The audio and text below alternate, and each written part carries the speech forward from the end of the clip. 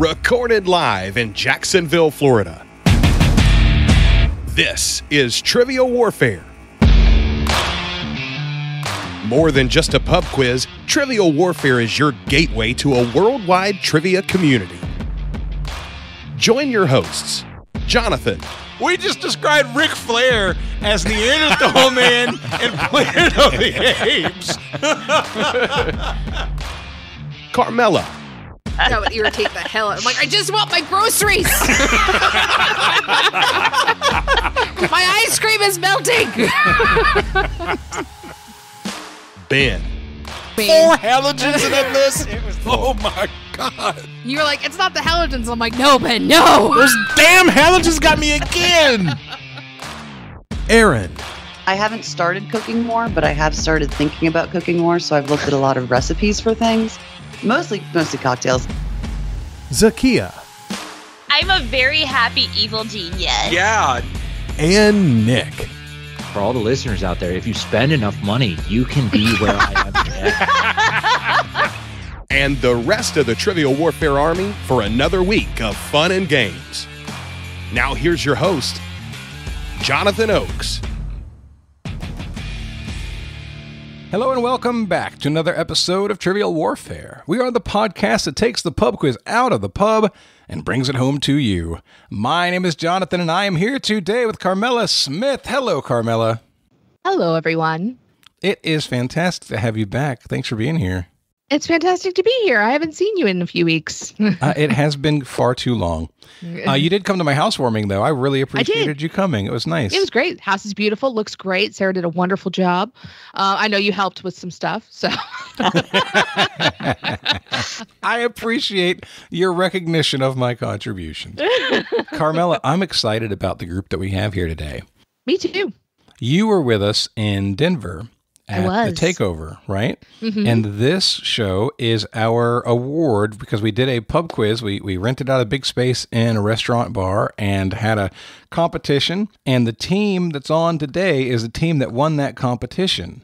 So I want to introduce Bing Kao. Hello, Bing. Hey, everyone. How's it going? Doing good. I want to introduce Nick Salyers. Hello, Nick.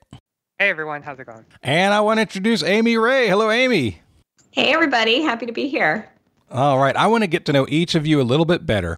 Bing, we're going to start with you. Please tell everybody where you're from, what you do, and something fun about yourself. Hi, I'm Bing Kao. I'm a former corporate event planner from Houston, Texas. Something fun about myself. Last night, the Warfare Army Fantasy Football League, or WAFL for short, had our draft for this season. So in about 4 months from now, I will be sitting in a Waffle House eating waffles for 24 hours. Are you going to lose? You think you're going to lose already? I am probably going to lose. Had the worst draft ever. Man, that must have been bad. It was. It started out great. I had the first pick. I picked Josh Allen. So shout out to Caitlin Joyce-Sene. I will be cheering for the Buffalo Bills and her team all season long, and then went downhill from there. Bing, honestly, I need you to perform better so you could beat Nick. Okay, that's the goal of everybody at Waffle is to make sure that you beat Nick. Everyone wants to beat Nick. Yes, God, no one wants to have to listen to him. Why aren't you part of the league? Because I don't play fantasy football anymore, but I mean, I considered joining the league just to put Nick in his place, but no, I guess not. So Bing, you had a friend who was also a part of this team, and I want to make sure that we shout her out because obviously you guys won as a group. You want to say a little bit about her? Sure. My friend Alex was on the team too, but unfortunately she's not able to join us today. She is on her way back from Tanzania, where she just finished summiting Kilimanjaro and did a three-day safari out there afterwards. So she's on her way flying back right now. But she had a great time out there. She misses everyone and wishes she could be here with us. I can definitely see why the two of you are friends. Yeah, right? She's out climbing mountains. Apparently she climbs vertically and he walks horizontally, but they're both exercising a lot. Yes, we definitely get into some outdoor adventures over here. Yeah. I love it. Well, welcome to the show, Bing. Thanks. Nick, tell everybody where you're from, what you do, and something fun about yourself. All right. Hi, everyone. I'm Nick. I'm a data analyst from San Antonio, Texas. And one fun fact about me, can't really see if you're listening, obviously, but I've gotten 12 tattoos so far this year. And I have an appointment next week to get 2 more. So Just this year? This year. This year. Two a month, averaging out. I only got 1 this year. I want to hear more. So why so many so fast? So some health-related things have kind of forced me to try to focus on myself. And one of the main goals after I realized that I got to the health goals I wanted was to get more tattoos and piercings. And once I reached that health goal, I just kind of went headfirst into it. So I just been steadily getting those. My left arm, you guys see they're all horror-related tattoos. So I'm sure this is engaging to the people listening, but I got Sadako from The Ring, Michael Myers, Freddy Krueger, Ghostface, Jigsaw, Rocky Horror Lips, and then the Lament configuration from Hellraiser. And then some various music-related tattoos, My Chemical Romance, Paramore, Fall Out Boy, Britney Spears, and Casey Musgraves. Wow, and what are the 2 that you're going to add? I'm adding the Xenomorph, Alien the Tale, and then I'm adding the Lady Gaga Chromatica album. Oh, cool. Wow. Love it. And these are good quality tattoos. I got very lucky with my artist. They're sizable, too. Like, they're not like little bangers. They're like, that's hours of work, you know? Cool. That is very cool. Good for you. I'm glad when you see what you want and you just say, you know what, I'm going for it. I'm going to do this thing that I want to do. That is much respect. I think that's awesome. And Amy, tell everybody where you're from, what you do, and something fun about yourself. Sure. I am a Jersey girl. I've lived my whole life other than college here in New Jersey. I grew up on the Jersey Shore. I live just outside of Princeton now. I am a market researcher. I moderate focus groups and do surveys, all sorts of fun and exciting stuff. And something fun about me, I am a Disney addict. So I have been to Disney World. I stopped counting at 40 times. I only have 1 tattoo, but it is of Mickey Mouse. I may add a new one. We'll see. But yeah, so I spend a lot of time there. Everything in my house is Disney themed. I have always been a Disney fan since high school, since the Renaissance in the 90s, which I was, a teenager for. So ever since that. All right. So big question. Favorite Disney movie? My favorite all-time, including Pixar, is Up. I love the movie Up. That's a good one. If you take Pixar out of the mix, I'm a big fan of either Tangled or The Princess and the Frog. Oh, those are good. I tell you what, Tangled might be the most underrated of the Disney movies. No, the most underrated Disney movie is Meet the Robinsons. If you haven't seen it, go out and see it. It's amazing. Oh, man, we are on the same wavelength.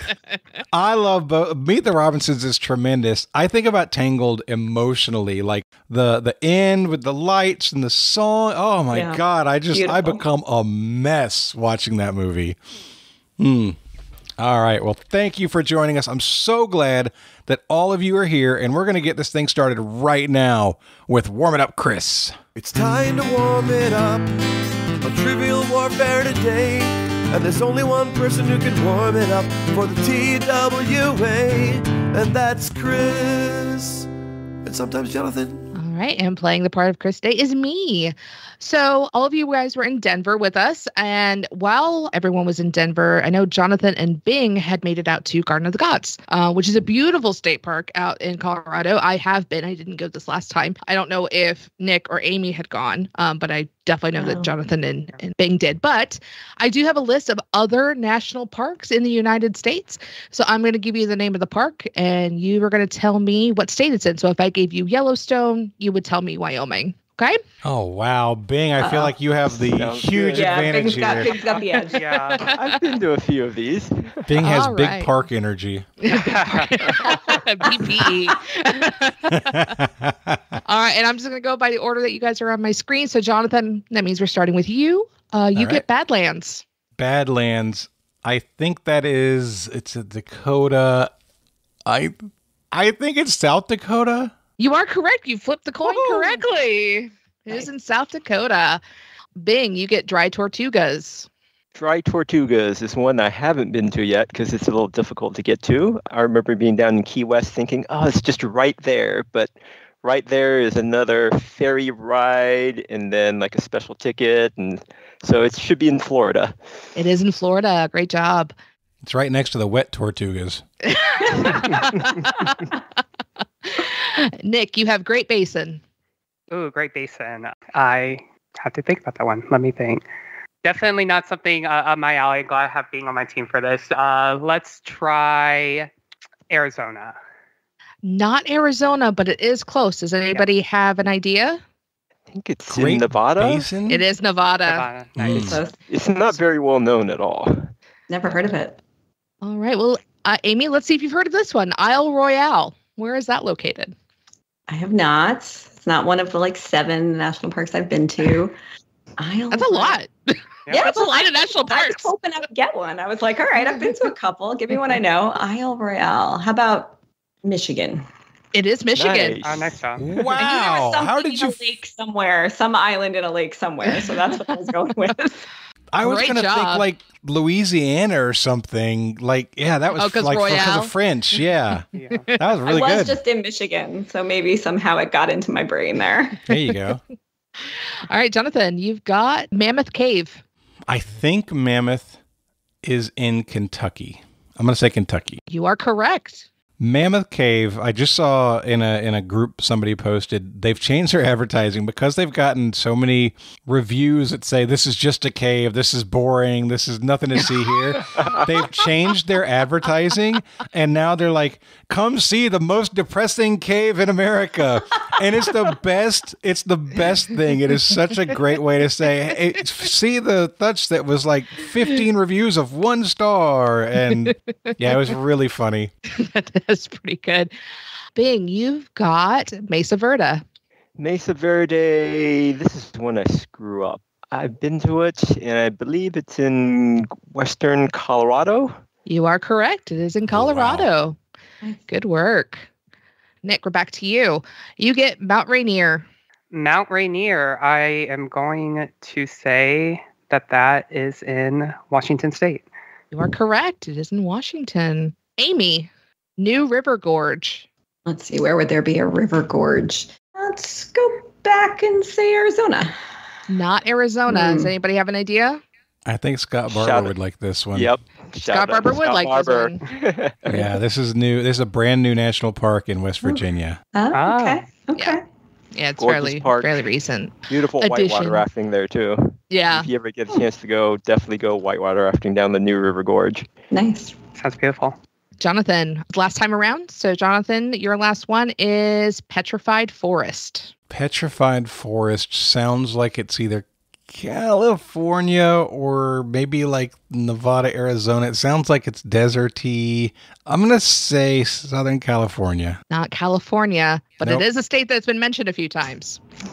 The lucky Arizona. Lucky Arizona. Lucky Arizona. Okay, Bing, your last one is Pinnacles. Pinnacles. I think that's a newer one. Maybe in California? It is in California. Good job. All right, Nick, your last one is Voyagers. Ooh, interesting. Okay, Voyagers. And it's spelled a little differently. It's a Voyageurs. Oh, okay. I'm going to tag on to what Jonathan said earlier, maybe a little bit French there, and let's go with Louisiana.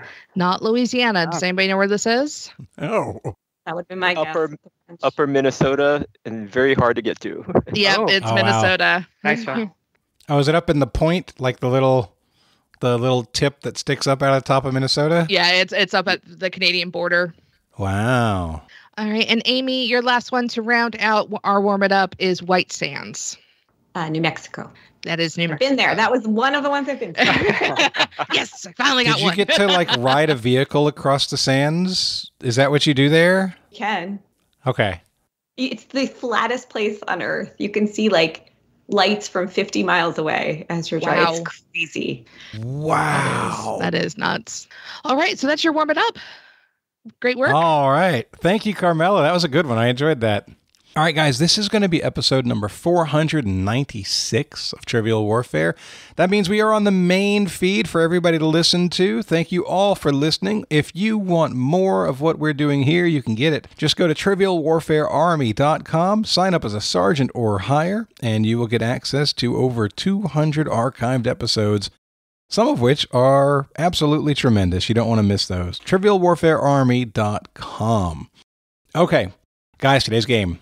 It's going to be Jonathan and Amy versus Bing and Nick. Carmela is hosting, and it's time to play the game. Players. Oh, yeah. Y'all know what time it is. This is Mr. Literature himself, cordially inviting you to the game. This is 6 rounds of trivia goodness. 3 questions per round. Every right answer gets you 10 points. In the middle, we'll take a pause for the cause and ask a midpoint question worth up to 20 juicy points. After round 6, you can wager any or all those points you've been building up and take a shot at the final round. It's a series of theme-based questions we call the Gauntlet. It's just that easy, baby. But this game ain't gonna play itself, players. Let's get it on. Okay, your first category in round 1 is ow. Your host was humbled this week when she girl bossed a little too close to the sun and got a repetitive motion injury. It is affecting my flexor pollicis longus, extensor pollicis brevis, and extensor pollicis longus. Flexor and extensor, which are the names of what tissue that enables movement. Are you asking for type of tissue, Carmela, or a specific tissue? It's a type of tissue. So, like, if I was saying it's bone like a nerve instead of the name of a bone. Correct. Okay. Thank you. Because I gave you the names of what the tissues are. I just want to know what category they belong to. Beautiful. Okay. Mm-hmm. You guys have about 45 seconds. We're locked in. Amy, I agree with us. I think it's either ligament or tendon.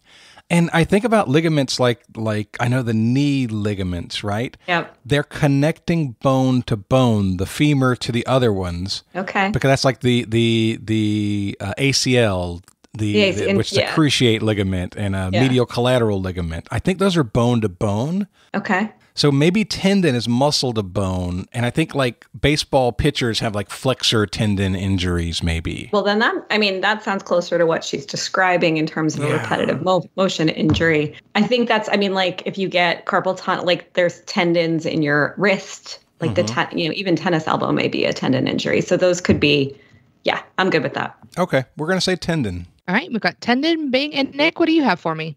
So we immediately texted each other, would this be ligament? And then we read the question a little bit closer and saw flexor and extensor, which sound like muscles to us. And the tissue that connects muscles to bones are tendons. So we ended up blocking with tendons. All right. Both teams said tendons, and both teams are correct. Wonderful work.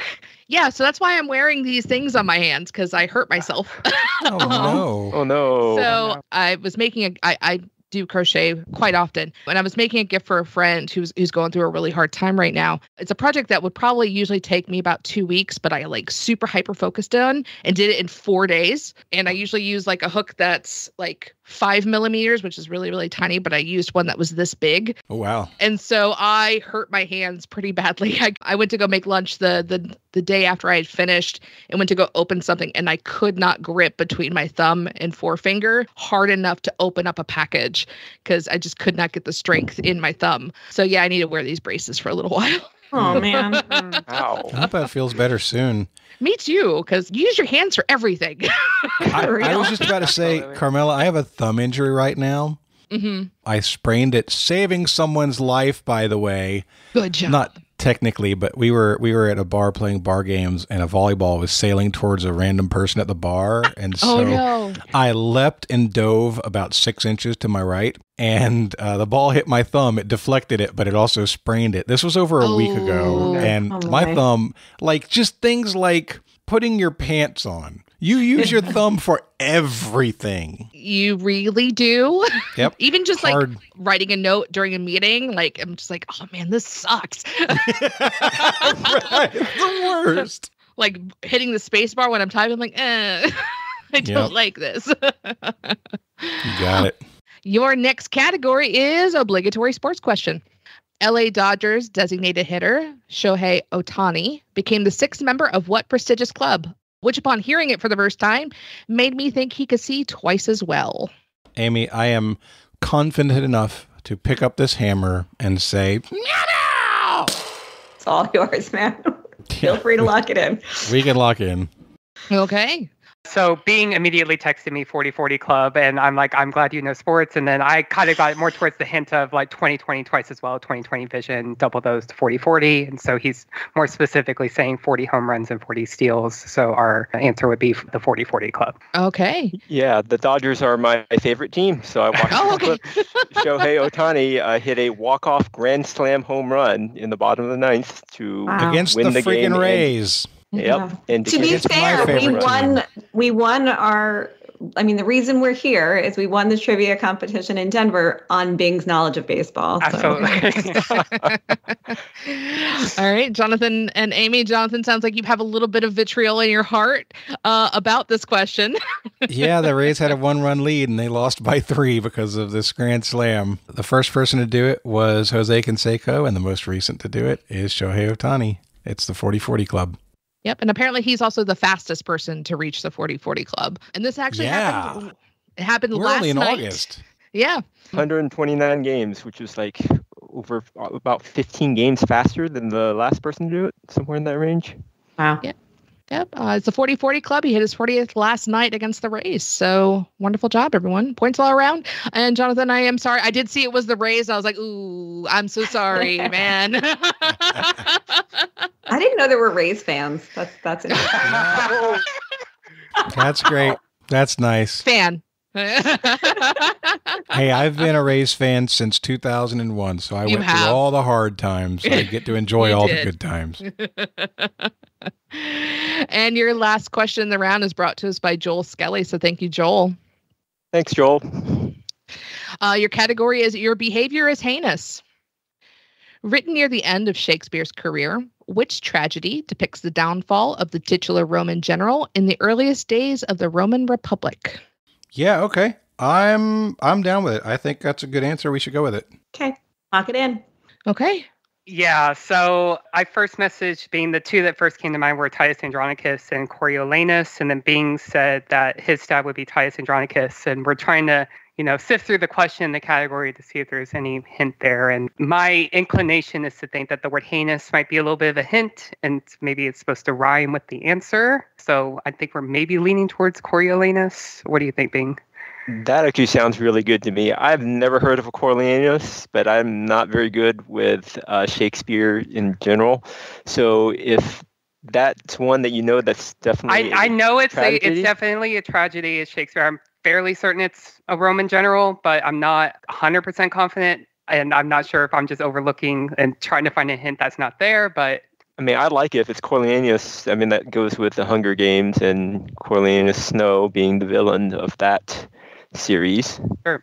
Want to go ahead and lock that in? Let's do it. We'll lock in with Coriolanus. All right. What word are you pronouncing, Bing? I'm hearing Coriolanus. I know what he's trying to say. Coriolanus. I don't know what I'm trying to say because I just said I've never heard of this I mean, the rhyming thing is interesting. That didn't cross my mind. I was taking the heinous clue in a different direction. So we picked Titus Andronicus because if I recall correctly, there was something about forcing someone to eat someone, which sounded like very heinous behavior to me. And that's how that's why we went with Titus Andronicus. Gotcha. I would agree that is very heinous behavior because that did happen in Titus Andronicus. However, in Cole Porter's Brush Up on Your Shakespeare, there's a line that says, if she says your behavior is heinous, kick her right in the Coriolanus. Right there it is. Whoa. Good job. My son just saw Kiss Me Kate 2 weeks ago on that day, and that was his favorite song, and I didn't even think of it. Okay, so at the end of the round, Bing and Nick, you have 30. Jonathan and Amy, you have 20. All right. Your first category in round 2 is Where in the World is Carmela Sandiego? Where in the world is Carmela Sandiego? I may have seen Rockapella live on more than one occasion. Wow. I'm headed off to a country where they have a Happy Monday system for many of their national holidays, building in a 3-day weekend by putting them on Mondays. Maybe while I'm there, I can indulge in some wagashi and watch a competitive office chair race. We're locked in. Okay. So to answer your question, Amy, who would have office chair races? Only the coolest people. For obviously. sure. But I think about office, and we're talking about we're kind of torn between Nordic for the happy Mondays and maybe Asia, maybe Japan because of wagashi. Japanese offices are certainly office workers definitely come to mind. But at the same time, my understanding of Japanese offices are that they are very serious. They're very driven, formal, respect-based. Yeah. I would never imagine that they would have that would be almost dishonoring the office. Yeah. But that wagashi, I don't know. Yeah, I know. So yeah, I thought about maybe like the Philippines or South Korea or something like that. Philippines is interesting. Yeah. I feel like that melts a few things somehow. 3-day weekend, Mondays, wagashi, and competitive office chair. I mean, if you're cool with the Philippines, we can guess that. I like that guess. The Happy Monday thing felt Nordic to me because they are rated as the happiest countries in the world. But I can't think of a Nordic country that wagashi sounds like it would fit. I agree. Okay, well, would you like to try the Philippines? Sure, let's try it. All right, we'll say Philippines. Okay. Nick and Bing, what do you have for me? We locked in Japan, and we really didn't have much of an inkling here. We kind of focused on wagashi sounding fairly Japanese, and then, many companies are located in Japan, so, office chair races. Jonathan does make a good point about them tending to be maybe a little bit more serious, so not seeing that they could indulge in something like that. And then we also feel like that Japan has quite a few national holidays, so maybe that hint of many of their national holidays could indicate that it is something there. But yeah, we locked in Japan. Okay. Yeah. So a wagashi is a confectionery. So, things that you would get like at a bakery. And I mean, this is also a country that is known for their very wacky and crazy game shows. So it does not surprise me at all that Japan has competitive office chair racing. No. You do cookie game shows. Uh-oh. Well, you listen to me on one, I listen to you on one. Here we are. All right. And that's teamwork. Gosh. You call out Jonathan for being a Tampa Bay Rays fan and it just all goes down. I sent Carmela the message, tank us. I'm going down with them. Okay, your next category is California Love. Headquartered in San Jose, California, what tech company based their logo on the parallel lines of the nearby Golden Gate Bridge? Lock in? Yeah, lock in. Beautiful. We'll lock in. Being and Nick, you can talk out loud. Uh-oh. So my brother lives in San Jose. I've been there many times. There are a ton of tech companies over there. I don't know much about any of them because I'm not involved in the tech industry. The only thing I can think of, Nick, is that I feel like Cisco, their logo is actually the Golden Gate Bridge, it feels like, or something that looks like it. But it's not. It's more than just parallel lines. Yeah, I get, base their logo, so maybe they just have the majority of their logo based off the bridge, and then they have something else. I feel like if I'm trying to recall their logo pretty, it is, those parallel lines and maybe like a circle around there or something, but I can't visually picture it. The first thing when I hear Cisco is Thong Song, but anyways. I'm good with Cisco if you are. You seem pretty quick on that whenever we were talking about in the chat. I don't love it. And I can't really think of anything else. Yeah, I don't think I can come up with anything better than that. Either. I'm good with Cisco then. Okay, so we're going to lock in with Cisco. Not the Thong Song, but Cisco. Got it. Jonathan and Amy. Cisco would be good for those comms. Bing, I don't know what took so long. You literally said Cisco's logo is the Golden Gate Bridge. That probably means they based it on the Golden Gate Bridge. We also said Cisco. And the name of the company is actually a shortened version of the name San Francisco. Never even thought of that. I am indeed looking for Cisco. Good job. And your last category in the round is brought to us by Jay Eccles. So thank you, Jay. Thank you, Jay. Category is it's an initialism, not an acronym. That's just me and my personal soapbox. A lot of people would assume ASL stands for American Sign Language. But if you were a Gen Xer or an elder millennial meeting new people on an internet chat room in the 90s, what did ASL most likely mean to you? We're locked in. We're locked in. Oh, yeah. I mean, we can be locked in. I know that one. I'm pretty sure. It is for sure location and not language, right? Pretty sure. I may have done some of that in my day. Wow. Yeah.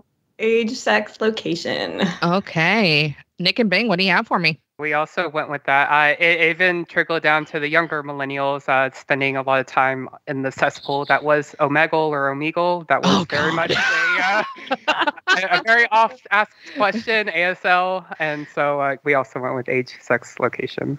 Okay, and just keep it short and sweet. Just like ASL, when you're asking that, is age, sex, and location.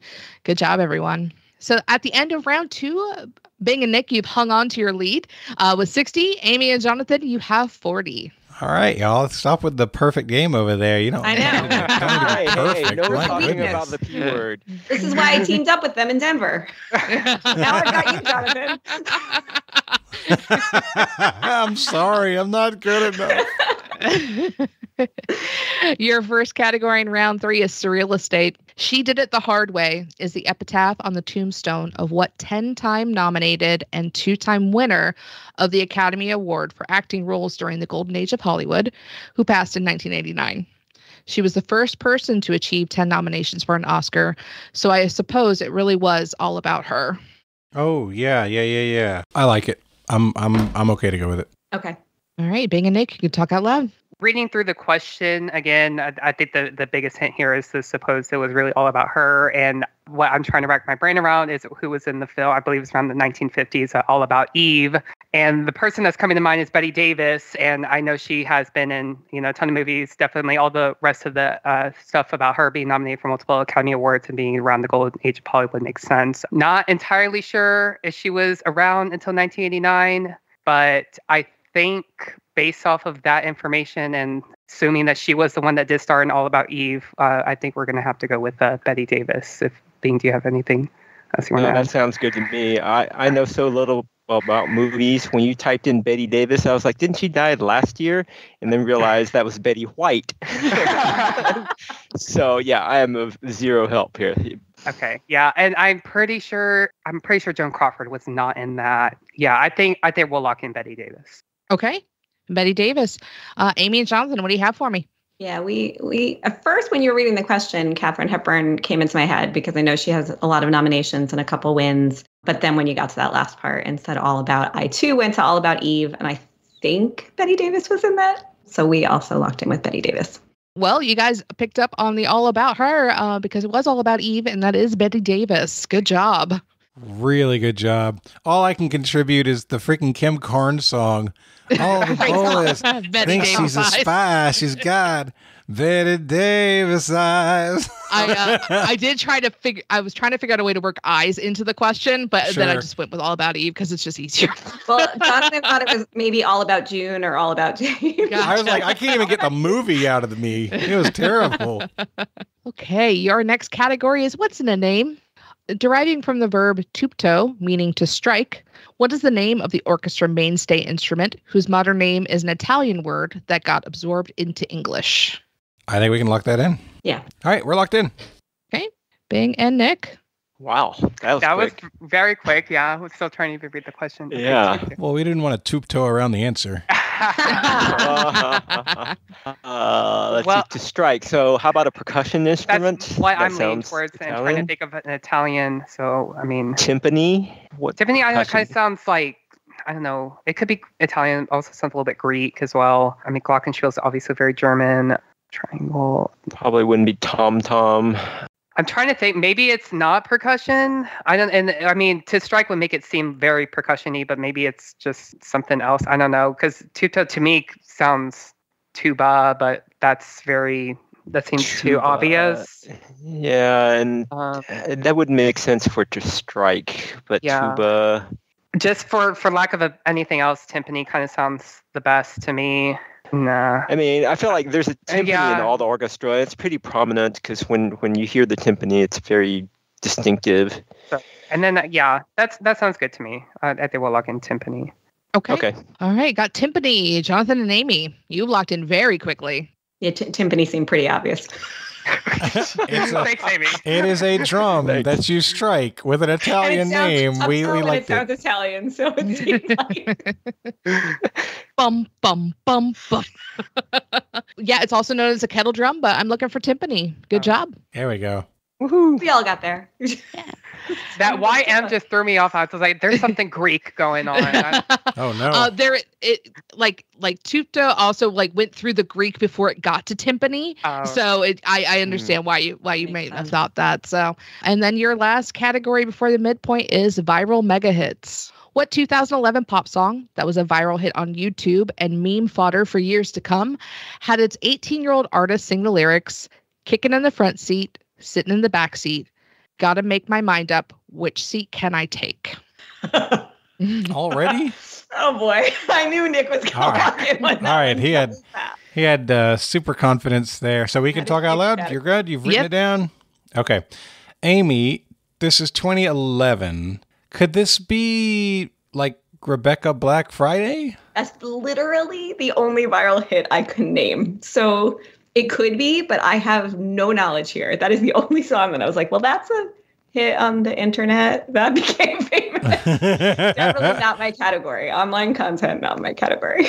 I am worried that feels too late. I thought that was... Yeah, and there's nothing about those lyrics that lead me in that direction at all. Right. She was young. She probably was about 18 when that Yeah, she was young out. for sure. I felt like that was more like 2005, 2006, though. You got any other... I'm trying to think. Viral mega hit. You know how I hate the definitions of mega hit and how loose they are. And it's also memes. Like, so... Yeah, that's a good point. Now, Theoretically the still Friday show up. meme, there is a Friday meme.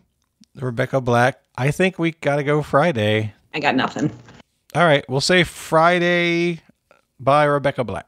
Okay. Nick, since you immediately jumped on this, what do you have?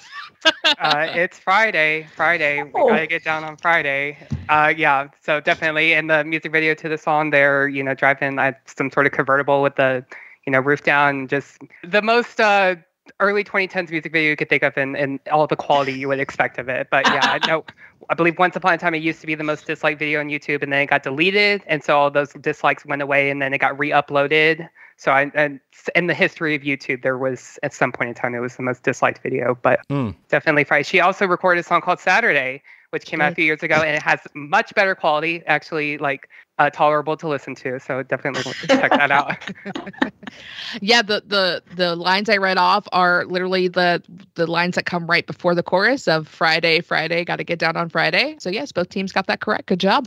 You guys still have a perfect game. I'm saying it a lot. Bing and Nick, you have 90 going into the midpoint. Jonathan and Amy, you have 70. So a little bit of space, but you guys are right there with each other. And your midpoint is brought to us by Brian McCoy. So thank you, Brian. Thank you, Brian. And it's another sports question, Carmela. In the Big Four North American sports leagues, only 4 teams have ever had a 4-peat for the respective league titles. 2 of these teams have also added a 5-peat. Name them. So I want the 4 teams that have gotten at least a 4-peat. In a row or just at all? In a row. In a row? Yeah. In a row. 37? In a row? Now, really quickly, Carmela, you say league specifically like winning the Super Bowl 4 times in a row, not winning their league. Yes. Okay. Yeah. So not just their league title.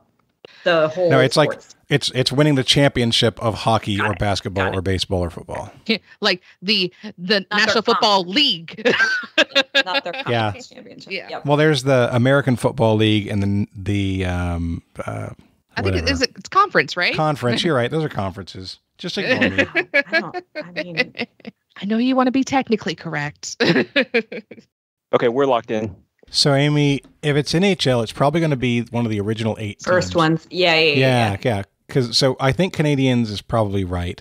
If you want to say like Blackhawks or Bruins, somebody like that could be a right answer. I think Lakers wouldn't be a terrible answer either. Yep, agree. I don't know about Yankees, but it's possible that they did it. I mean, they've won 27, 28, 29. They could have been in a row. Yes. So why don't we say, we're going to say definitely the Celtics. I think we're going to say the Canadiens, Montreal. Would you rather say Yankees and then Lakers, or do you want to take a guess at the NHL teams? I mean, I want to say Yankees. Okay, then we'll say Yankees. And then I think maybe one of the NHL teams, but I don't know which. Yeah, I don't either. NHL is my least of the four. I don't remember the Lakers doing it.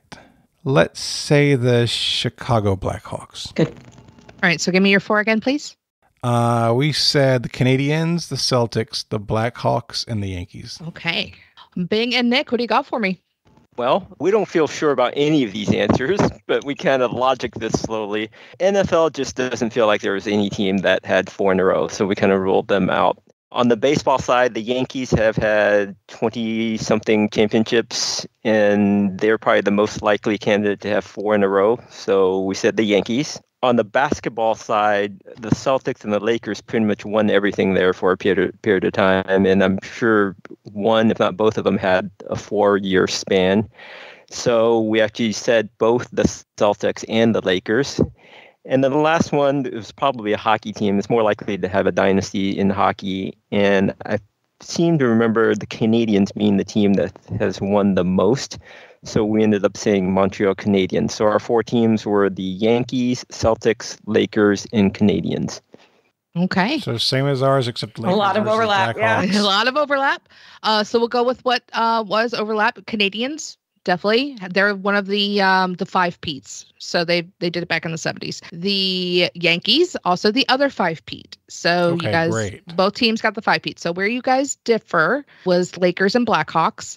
Lakers is correct. Blackhawks is not. And then you guys both also said Celtics. Celtics is not correct. The 4th team is the New York Islanders. Ooh. Oh my God. Oh, wow. Yeah. Was that in the late 70s, early 80s? It was in the 80s, yeah. God bless it. I didn't know they had a 4-peat. Yep. So the Canadiens, the Yankees, the Islanders, and the Lakers. So Bing and Nick, you guys got 3.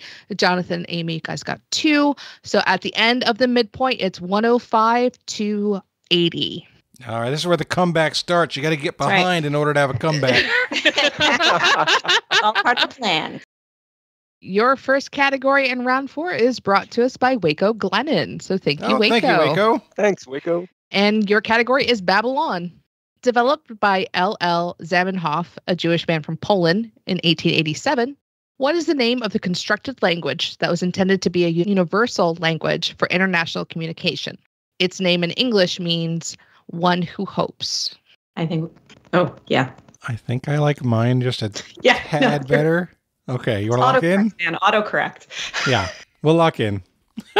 You guys can talk out loud.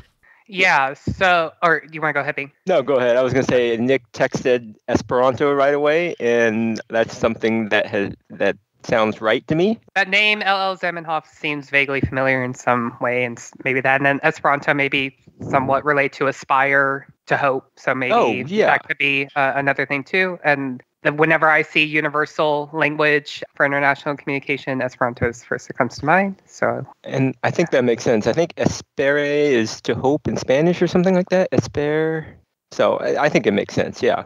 Okay. Awesome. I think we'll lock in Esperanto. Okay. Jonathan and Amy. I mean, Esperanza Spalding was a Grammy winner for Best New Artist. To Esperanza. Okay.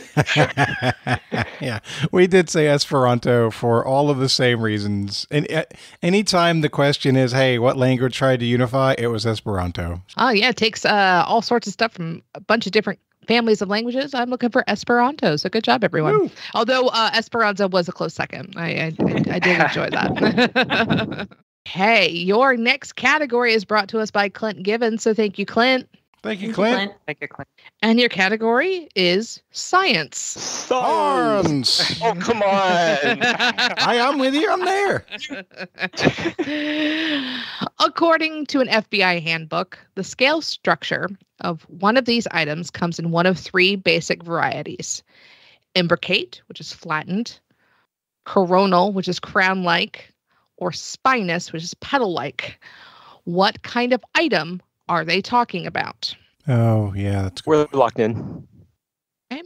Jonathan, Amy, you can talk out loud. I really like the way you're thinking, Amy, but I don't think they're right. Like fingerprints, I like that idea. Blood cells, I like that idea, but they're right. They're not items. No. I'm flummoxed. I feel like it's going to be obvious in retrospect. I'm like, what? What about a grenade or an explosive? Like I think about the grenade has it has those notches in it so that it explodes outward in a pattern. But I mean, the FBI, why are they thinking about grenades? I mean, explosive. I mean, they could be. Mm-hmm. I don't know. I mean, I certainly thought about weapons, firearms, bullets, guns. I mean, when I think of scale, I think of like plating and armor, and other than body armor, like Kevlar, and I don't think Kevlar is any of these. Yeah. I mean, scale structure could just be like at a microscopic level too. I'm not sure what it refers to. Out of everything we've said, I like fingerprints the best. I mean, it's not exactly an item, but it's something the FBI would certainly be dealing. And you could see like crown if it doesn't have the edge, and just the top if it has the top being like. We're going to need to come to an answer here. Already? Oh no. Yeah. All right, I guess we're going to go fingerprints. Yeah, let's try it. I'm going to go buy some fingerprints at the store later. I know a guy. Oh, no, I hope not. Yeah. Bing and Nick, what do you have for me? We didn't have any great ideas here. Nick texted and said maybe it's some sort of weapon, and I texted something about a crime scene or aspect of a person, and fingerprint came to mind. And Nick had said that a fingerprint would be more sciencey than a weapon would be, but we're not sure how scale structure would kind of relate to this.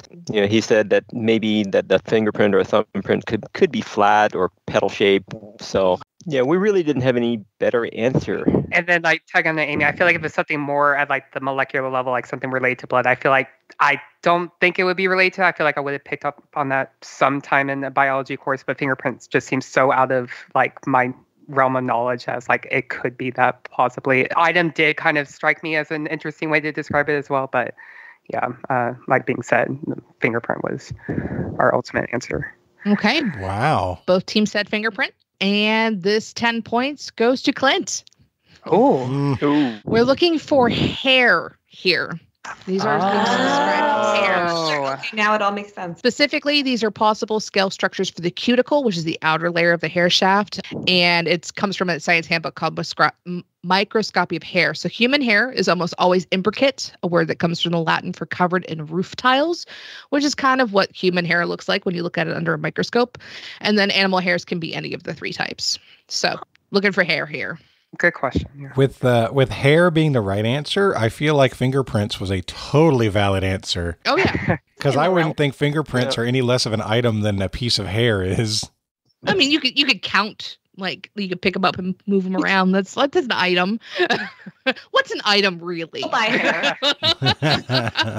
We'll go to the hair store and buy hair. All right, your last category in the round is coming to a theater near you.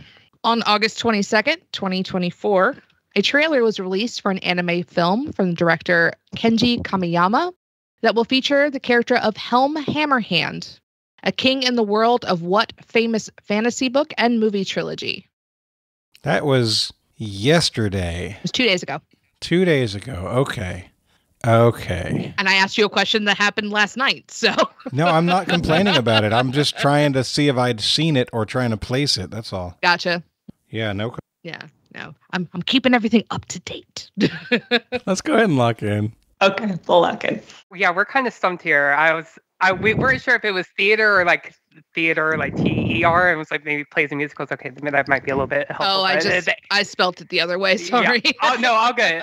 And so we're just trying to think. It seems like fantasy is not really either of our like strong suit, so we're just kind of trying to think of notable like book and movie trilogies that would be suitable for an anime film. Really, the only one we can really think of is Lord of the Rings. This might be like a secondary or tertiary character, and they want to focus on them. But I really got nothing else aside from Lord of the Rings.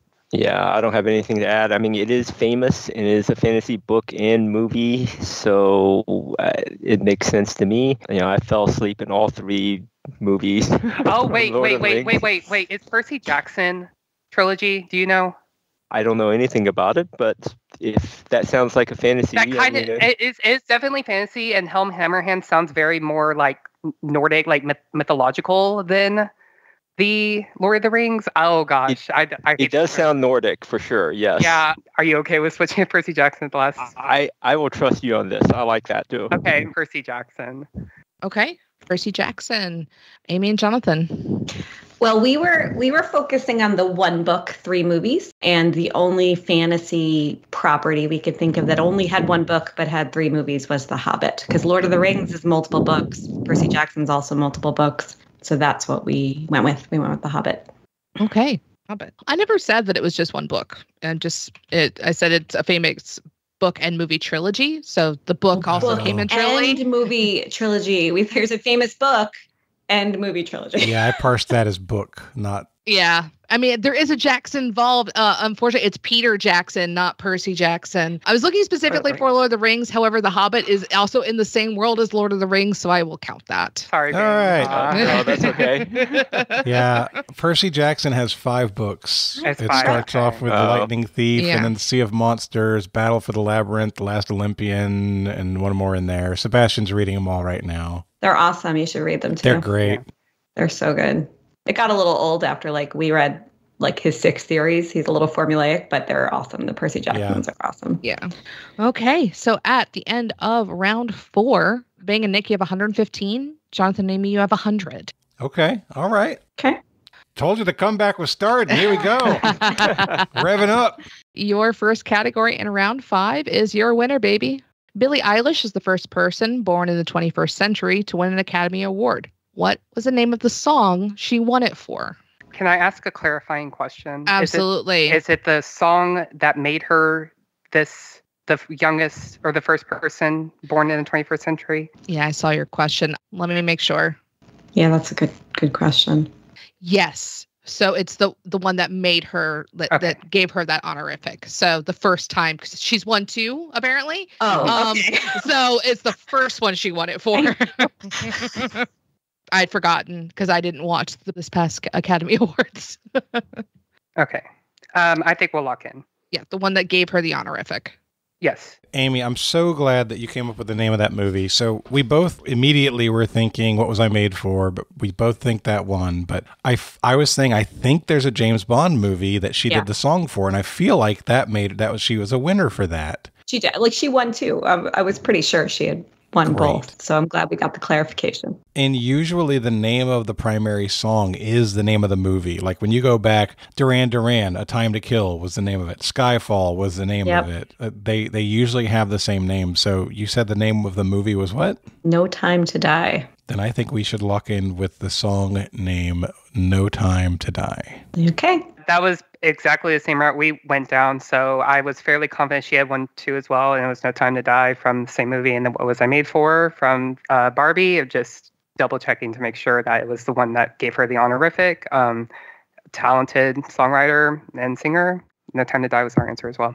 Okay. Yeah. So What Was I Made For was apparently what she won this past Academy Awards. It was from the Barbie movie. But No Time to Die is what she got her first one for. So No Time to Die is correct. That is interesting that the name of the movie is usually the name of the song. Not always, because Chris Cornell and Casino Royale, You Know My Name was that one. But I always think it's funny, like Thunderball. Like he managed to work, that name into the song. But there is no Octopussy song. Yeah. No. Yes. Shame, really. Yes. And I misnamed the Duran Duran song. I think it's A View to a Kill. Yeah, View to a Kill. Yeah. Yeah, because I think they say it like at the end. I actually recently saw trivia that the category, and it was a number of questions, was James Bond songs that are not the movie title. So it is a limited set. I think Nobody Does It Better by Carly Simon is on there, and that's not like All Time High by Rhea Coolidge or something. Yeah. Wow. Yeah, you could definitely do like a pretty decent trivia set around just James Bond songs. Mm-hmm. Okay, your next category is brought to us by Marcus Plays On. So thank you, Marcus. Thank you, Marcus. Been a while since we've seen you. Okay, and your category is not quite a mega hit. Marcus is on the right side of the line. I named the category, not Marcus. Carmela's on the right side of the line. What 1996 song, which peaked at number 11 on the Billboard Hot 100 and number 12 on the UK singles chart, contains the following lyrics? I hitched a ride with a vending machine repairman. He said he's been down this road more than twice. He was high on intellectualism. I've never been there, but the brochure looks nice. Definitely heard this. Asking us to name 2 songs in a row. Ooh, meanie peenie. Yeah. It's been a few months since I posted, so I had to stick it to you a little bit. I'll go with it. That sounds like a song. That sounds good. I'm down with it. All right, lock it in. All right. Felt pretty confident that this was Sheryl Crow. I had to think through it. Was it Alanis Morissette or Sheryl Crow? And then thinking through it, it's Sheryl Crow. But I couldn't come up with the song name. And Nick came up with it. And he said, Every Day is a Winding Road. And then he also said the other popular song from her was Soak Up the Sun. So I had to sing it through in my mind. And I'm pretty sure this is Every Day is a Winding Road. Yeah, and my contribution is I was 2 when this song came out, so I wasn't in the zeitgeist. So sorry, not sorry, but Don't apologize. That's a good age. I was 2 once. But it seemed like Soak Up the Sun was one of her bigger hits, and so charting at only 11 seemed more of the vibe of Every Day is a Winding Road. I would be very surprised if Soak Up the Sun hadn't reached the top 10 here. And I'm not the best at lyrics, so the lyrics didn't really help me here. But I think, being seen fairly confident whenever, I did mention Every Day is a Winding Road. So I think that will be our answer. Really thought we were going to get one on them this time. I did too. The only Sheryl Crow song I even know is the one where when the sun comes up over Santa Monica Boulevard. That's all I got. That was where I tapped out. Her song, as singular, came out in 1992. I said her big song. Her big song. But this is not her big song. This is a little bit less. So, Amy, you came to an answer. What answer did you give? Yes, we also had Every Day at the Winding Road. Okay. Funny enough, Soak Up the Sun, which was the other song you guys were talking about, actually charted worse. It only reached number 17 on the Hot 100 in 2002. But I am looking for Every Day is a Winding Road. Good job. Wow. Marcus gave a bit of flavor text here. So the song was also covered by Prince on his 1999 album Rave Unto the Joy Fantastic. It was used in several 2006 and 2007 Subaru commercials and in Aaron Brockovich and Phenomenon. So, all right. That song was everywhere in the 90s. I mean, I was just like you, Bing. I saw it. I'm like, that is Sheryl Crow. I know that is Sheryl Crow. Yeah. I just had to keep singing the lyrics over and over in my head. I actually saw Sheryl Crow before anybody knew who she was. She opened for the Eagles in 1990, 91 maybe. Wow. That's really cool. I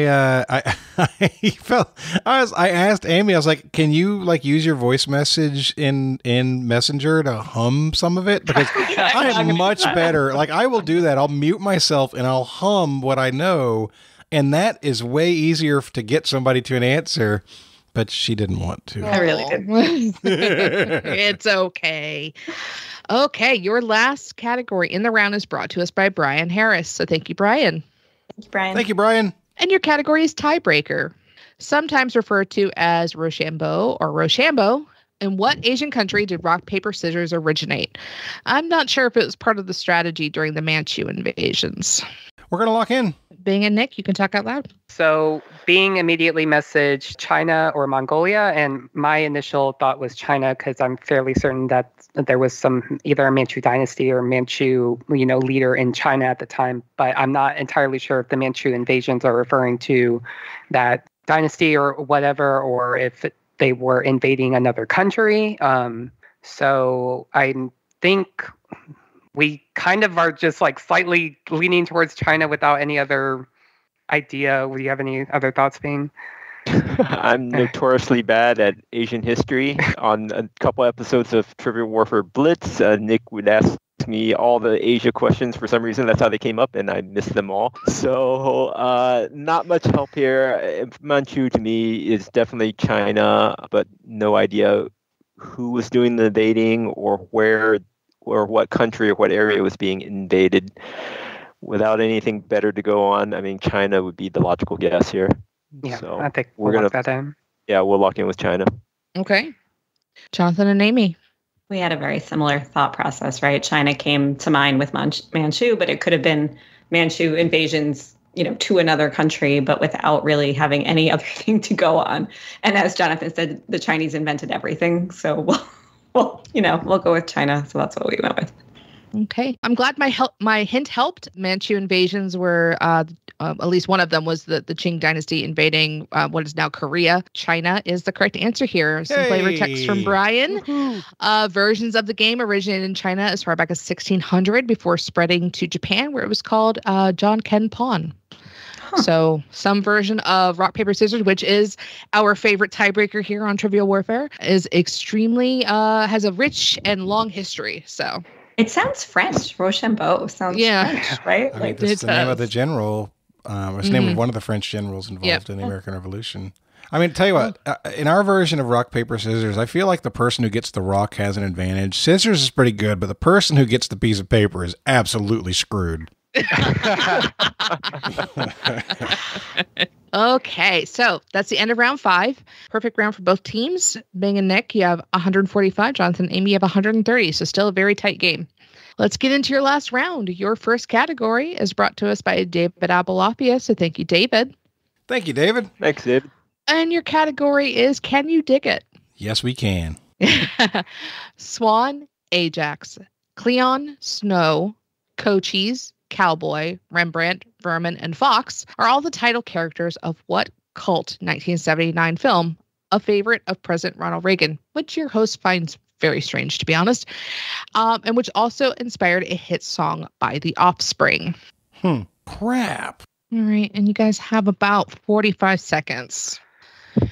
All right, gonna need some answers, folks. Okay. No, I need like 5 more minutes and another clue.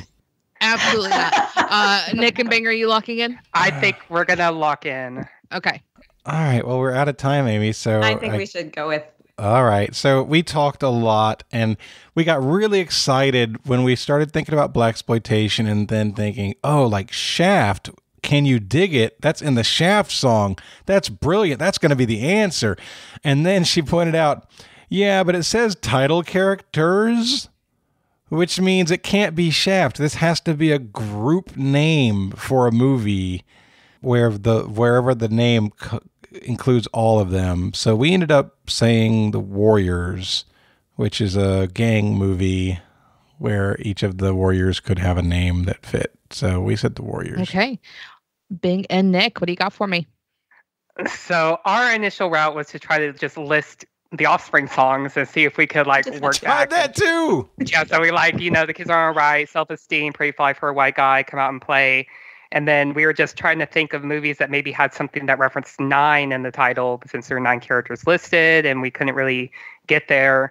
And so I'm just trying to scroll through the list of song titles again. And I remember, I don't know, for some weird reason, there was a mildly viral moment where a gif of them saying "Warriors, come out and play" was kind of like a trending reaction gif. So that was my guess, and I'm pretty sure John Walker has recommended this movie to me a dozen times, and I've seen it. But that would be my guess based off of that movie quote. Was Warriors. So that's your answer with The Warriors? Yes, The Warriors. You guys liked them. Okay. So the little bit about Ronald Reagan is what David put in the question. And I found that very strange because I can't think of 2 things that feel more diametrically opposed than this movie in the way, unless Ronald Reagan's economic policies were specifically aimed to create the environment that this movie would have taken place in. But I am indeed looking for The Warriors. Wow. Come Out and Play. Come Out and Play is the Offspring song. But yeah, I'm looking for The Warriors. So good job. Nick, I almost got led us in the wrong direction because John Walker has also mentioned that movie to me 100 times, but he only loves 80s movies. So I assume it was in the 80s. And I was like, no, that's in the 80s. It has so to be. Close to the 80s. And I didn't help much because I was naming Offspring songs and I named it Keep 'Em Separated instead of Come Out and Play. It's the same song. It is. Wow. And we that's lucked a into common that. thing that happens. Also, The Warriors was the first thing that you said in the chat, Jonathan. And then you guys went through minutes of going all over the place before you finally came back to The Warriors. I pulled a Bing. Yeah. So they pulled a Jonathan because the last thing that Nick typed in was Warriors Come Out and Play. So we pulled a Jonathan. So Can You Dig It is actually a line from the movie. So Cyrus, who's like the gang leader, is trying to unite all the other gangs in the city.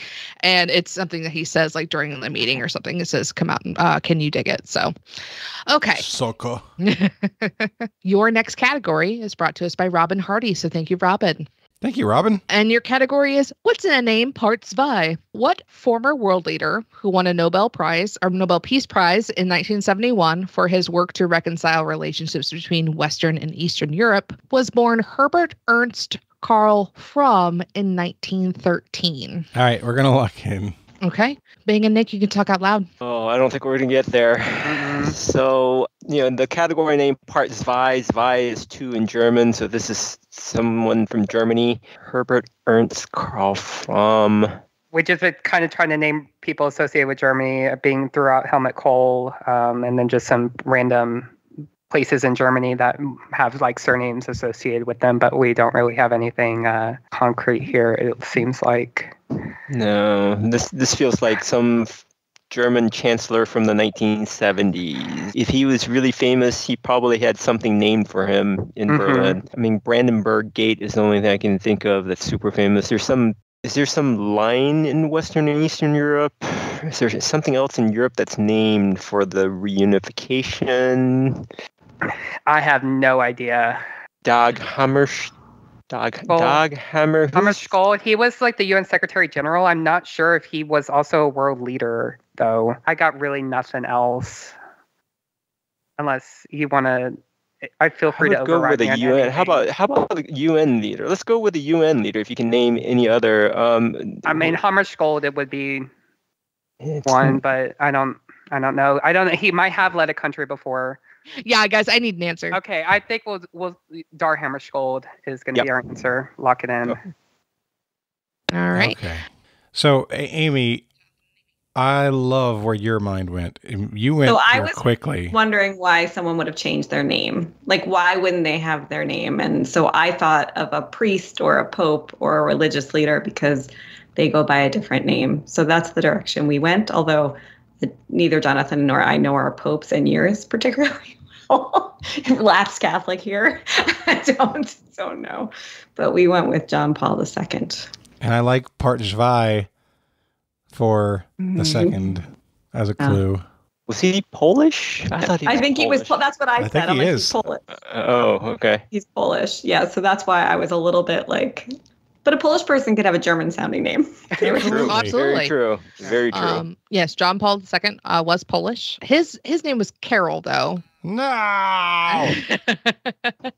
It's not Hammarskjöld either. You guys did pick up on the German hint that I was looking for a German leader. Bing, you were correct. It was someone who was the Chancellor of West Germany in the 70s.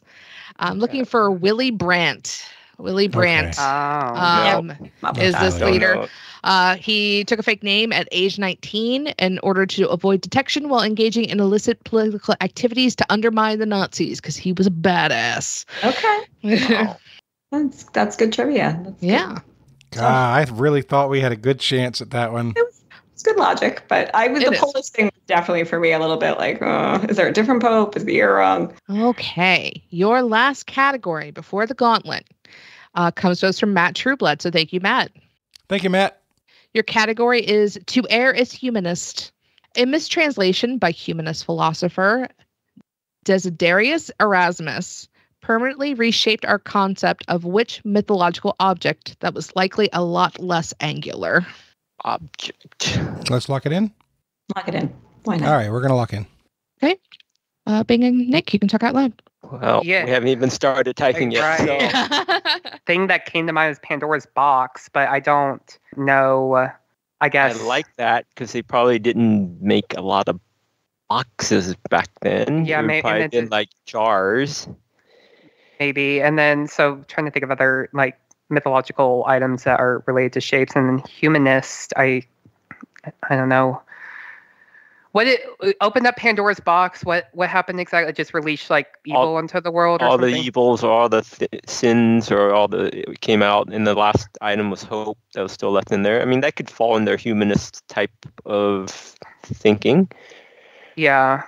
Mythical object. What else was out there? Mythical golden fleece. That wouldn't be angular. Yeah, something square, something triangle, something cube, something circles. Well, I mean that would definitely not be angular. Rectangles, pyramids. I want to say that was more mythical. I don't know. Pandora's box kind of seems like the only thing, but I like it. It fits all the clues here, right? It's a mythical object. It's Greek.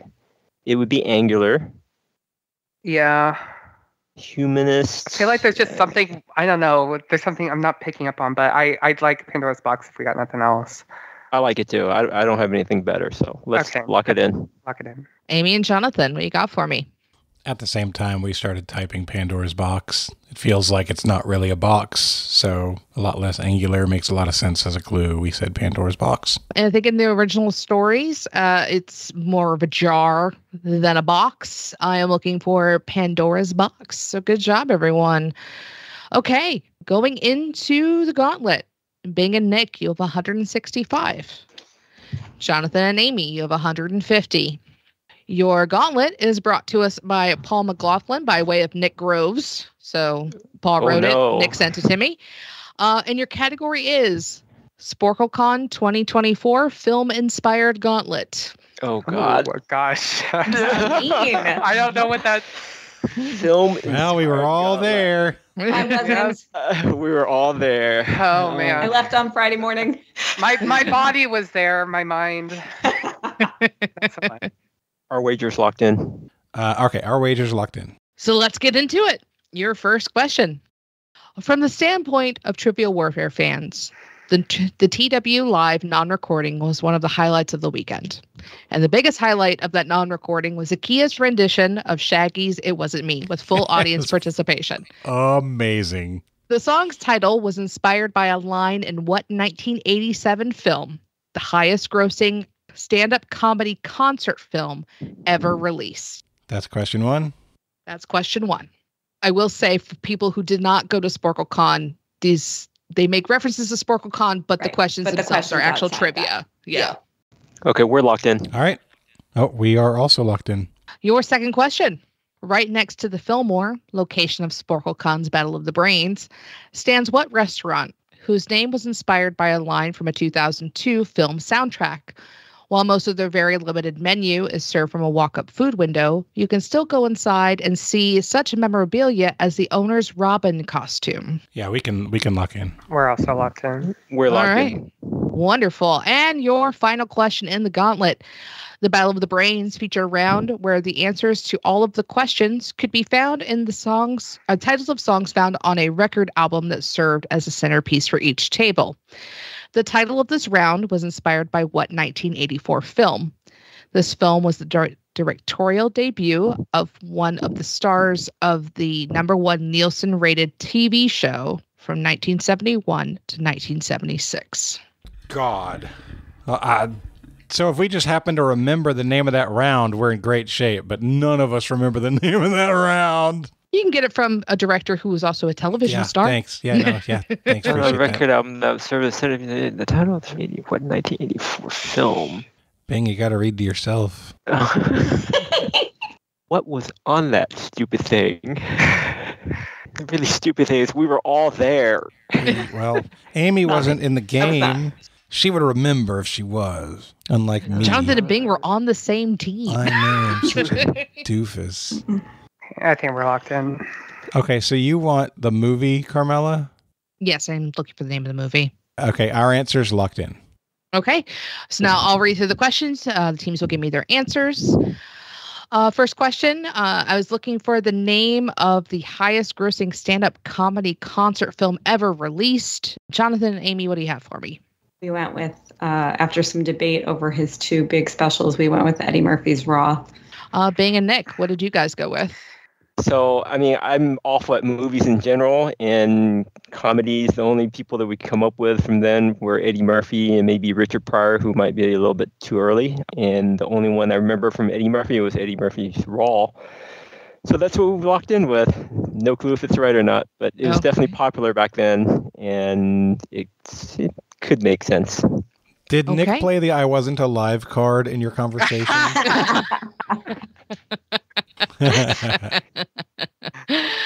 Okay, your second question. I was looking for the name of the restaurant right next to the Fillmore that is named based on a 2002 song.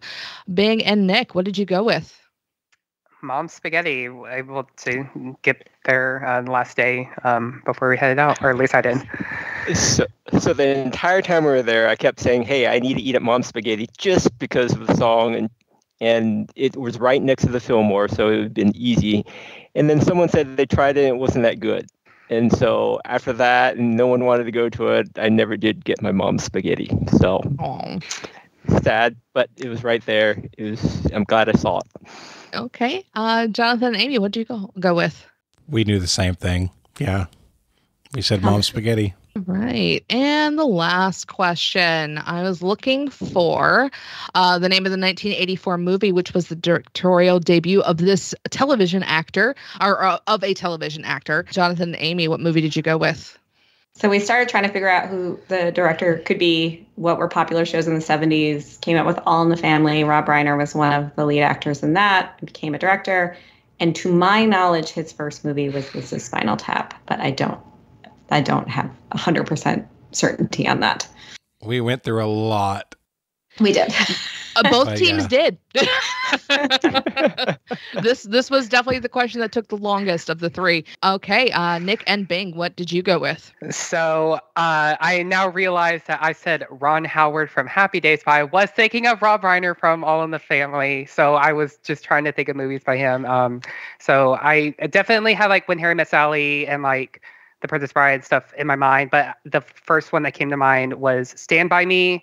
And there's like a Benny King song that had it, so I thought that might be appropriate. So we couldn't really think of anything else, and we decided to go on Stand By Me. Okay, so let's go back through. I saw video of Zakiya doing It Wasn't Me, and it looked like it was just such a fun time. SporkleCon looked like you guys had a blast. I'm definitely going to be in Chicago with you guys next year. Going in, I told people, hey, look, we're not recording. This is a once in a lifetime episode. Boy, was it a once in a lifetime episode. I mean, there was a sing-along to Hand in My Pocket by Alanis Morissette. We got to hear Zakiya's impeccable Shaggy imitation. And then, even though I was trying to move on, the crowd demanded to sing. And during the midpoint, they did the whole song. It was tremendous. It was so much fun. I hope Mark let you have the room for extra time for that. We finished at 1 hour and 58 minutes. Oh wow, that's amazing. So the bit comes from No Loyal Men, which is in Eddie Murphy's Raw. So good job. The second question, the line does come from Lose Yourself. So we are looking for Mom's Spaghetti. If you go into the restaurant, apparently the Robin costume is the one that the owner, or excuse me, that Eminem wore in the music video for Without Me. So it's more Eminem memorabilia there. And then the last one, the television show in question is indeed All in the Family. The movies named were both directed by Rob Reiner. However, the round was called This Is Vinyl Tap. So the answer is This Is Spinal Tap. Whoa! So yeah, nice job. Yep. So Bing and Nick missed the gauntlet by one. Jonathan and Amy did get all three correct. So let's talk about wagers. Who should we start? There's the record right there. We had an after party afterwards, and everybody there signed a couple of the records. It's funny. Well, Bing and Nick, you were up going into the gauntlet. Unfortunately, you did miss that last question, but go ahead and tell me what your wager was. We wagered 136 points. Okay, you guys went for the lockout and missed it, and you guys will finish with 29, but you guys had an amazing game. I think you guys did a really good job. Jonathan and Amy, you got the gauntlet correct. What did you wager? Amy said with confidence, Bing's gonna bet it all. I said Bing likes to bet it all because when we played in Denver, he bet it all at the end of every round. And at the end of the Sporkle Battle of the Brains game, Ben's like, what are we doing here? Let's bet it all. So I was with you. I think he said for fake, it's fake points, so let's just do it. Mm-hmm. So we figured if they bet it all, we can't beat them. If they want to lock us out, they can lock us out. So we don't want to fall behind if they miss it. And so we wagered 20. All right. So you will finish with 170. So a score from 170 to 29. Jonathan and Amy, you are our winners today. Good game, everybody. Congratulations. That was a great game. Nice job. Wow. Great game Nice played y'all. by both teams. You guys did amazing. So Comeback completed. Oh, great job, everybody. All right, before we go, we like to give everybody a chance to do shout outs and promote causes that they care about. Amy, you're on the winning team, so you get to go first. Sure. I'll shout out my husband and kid, my husband Bert and my kid Isaac, who lovingly support my trivia addiction. And all the time I spend away from home to feed it, they never bat an eye. You got a game tonight? Okay, what time? See you later. So that's a wonderful attribute by everybody that we're with. So shout out to Isaac and Bert. Nick, we'll go to you next. Man, I'm going to shout out everyone that I have met in the trivia community that I've considered really dear friends, Amy and Bing being two of them, and so many more that I cannot list because I know I'll miss someone and I'll feel really bad if I do. But whoever's listening, you all know who y'all are. And I really want to let y'all know that I do appreciate y'all's friendship and how much y'all have helped me throughout the years in this community. That is beautiful. Love it. All right, Bing, you're up. Yeah, I'll promote getting a STEM education. We need more science and engineering-minded people, especially in government and in the world today. So encourage your kids to pursue engineering or science education. Go to Georgia Tech, which just beat Florida State 24-21 on a last-minute field goal. It's our fifth ranked win over ACC opponents in the last couple of years here. So please get a STEM education. Go to Georgia Tech. And they knew that they would win. Make sure you go vote in November. There you go. This one. Go vote. They knew that they would win because they did the math successfully and knew that 3 points would give them the lead that they needed because of their STEM education. They calculated the angle, exactly. The wind speed. All right. Absolutely. Well, that is going to wrap us up. So for Bing, for Nick, for Amy, and Carmela, my name's Jonathan. This has been episode number 496 of Trivial Warfare, where it's not just trivia, it's war. Bye, everybody. Thanks for listening to Trivial Warfare. Be sure to check out the revamped TrivialWarfare.com as your one-stop shop to submit questions, join the community, and get access to over 150 archived episodes. Warm It Up was written and performed by Matthew Stevens. This episode was edited and produced by me, Joel Sharpton. For help with your podcast, visit ProPodcastingServices.com.